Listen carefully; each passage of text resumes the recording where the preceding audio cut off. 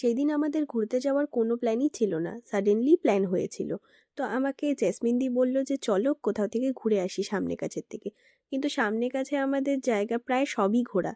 তাই ভাবলাম যে একটু দূরে কোথাওই চলে যাই।